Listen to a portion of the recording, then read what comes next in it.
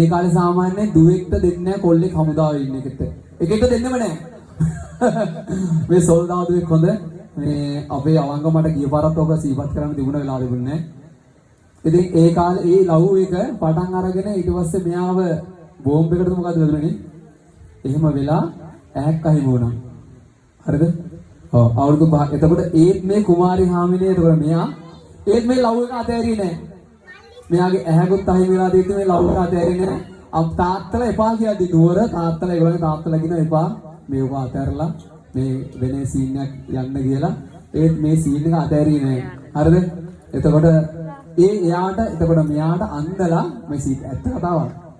අපිට ඒතර මේ ගියේ අපි හිටියේ. මෙයාට අන්දලා නෙමෙයි මෙයා මෙහෙ ගෙනල්ලා රෑ 12ට රෑ 11ට ඉතින් නුවරේ ඉඳලා මෙහෙ ගෙනල්ලා මේ ගේ ඇතුළ තමයි ඇඳුවේ. ඒතකොට මට එච්චර මතක නැහැ. මම උදේ නැගිනකොට මම අපේ ගේ ඇතුළේ මනමාලියෙක් ඉන්නවා.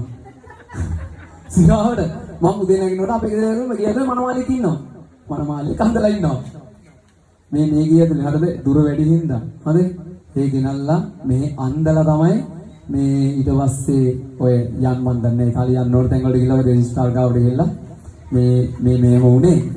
හැබැයි මේකේ වටිනාකම කියන්නේ ඒ කාලේ නංගි මේ සුදුනෝන දුවෙත් දෙන්නේ නැහැ හමුදාවෙකට. ඒ වුණාට මේ අක්කා මේ ආදරේ අතෑරුණා. ඒකද මේ රෝමි ජුලියට් කියලා අපි කතාවක් හදාගත්තා මේ නිහාල් සහ සහෝදරයන්ගේ මේ ඒ හොඳ ළමයි දෙන්නේ. හරි පොඩි පුතා. කෝ අරුණ අයියෝ කොහෙද ඉන්නේ? හරි. අපි කේක් එක කපනවා එනවා මේ දෙන්නට කියලා පත්තු කරන්න ඕක. උපහාරයක් වශයෙන් නැගිටින්න. හරි. රයිට්. මෙන්න ගන්න.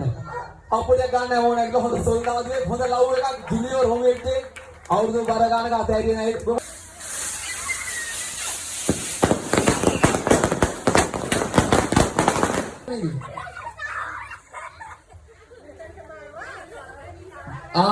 අනේ එහෙම ඉන්න ඕනේ එතරම් ආදර බර කතාව රෝමියෝ ජුලියට්ගේ මේ දුවේ ඉස්සරහට